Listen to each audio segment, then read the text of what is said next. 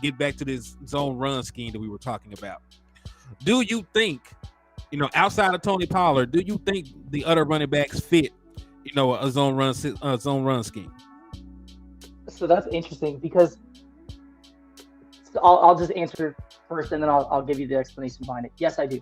So I think when people think of zone runs, especially inside zone, you're thinking when you're running the ball inside, you need that power back. You need that big body guy that can break tackles. But the way that the blocking schemes are drawn up in a inside zone, you don't really need that.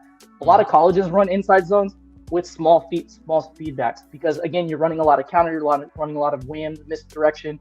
And when you do that, all they need is a small crease. Really what inside zone blocking needs is not necessarily a speed back or a power back, it's a back with good vision. So as long as your backs have good vision and can make a quick decision, typically you're looking to try to cut on that guard's outside hip if possible.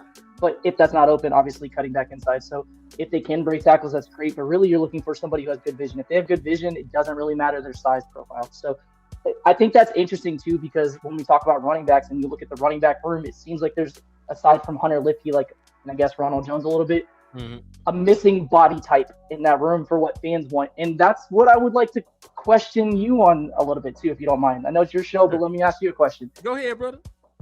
Thunder and lightning. So that's something people talk about all the time. You want thunder and lightning with your running back room.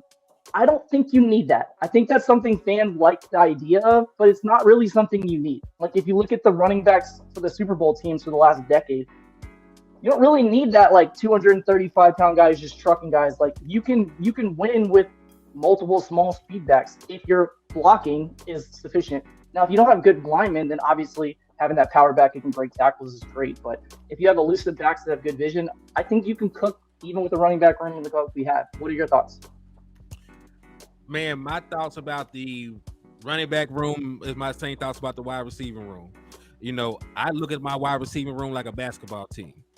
I want guys that can do a little bit of everything at their position.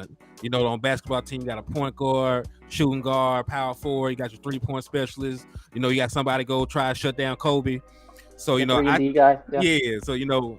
on our wide receiver room, I think it's built like that. You got your primary guy. You got your primary scorer in CeeDee Lamb. You got your speed guy in Brandon Cooks. You got your possession guy in Michael Gallup, and you go down the line. And running back room, similar thing.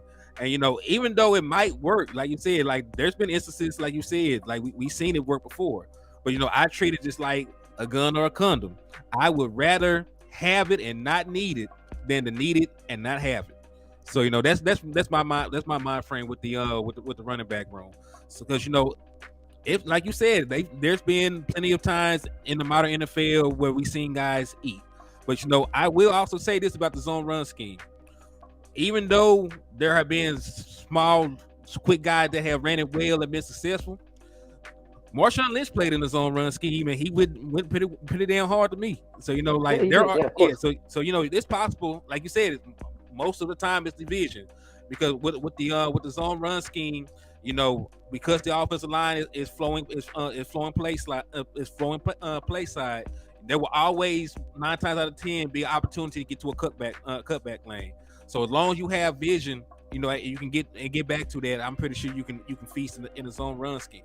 So do I want them to have a power back? Yes, but I will. What I will say though is I am willing for training camp and preseason to play out before they address it. If they have somebody on the team already, like they might like Hunter in a short yardage situation to give him the ball. They might, feel that Malik Davis, who by the way did play in a zone run scheme in Florida, can take a majority of the running back 2 snaps. They might come away feeling that. I might let them live with that.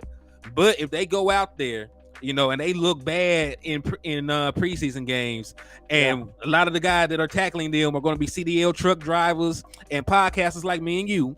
Right, a lot of them guys don't actually make it. So they go out there and struggle against them boys, or they look bad in practice. Then they need to be on the phone with somebody.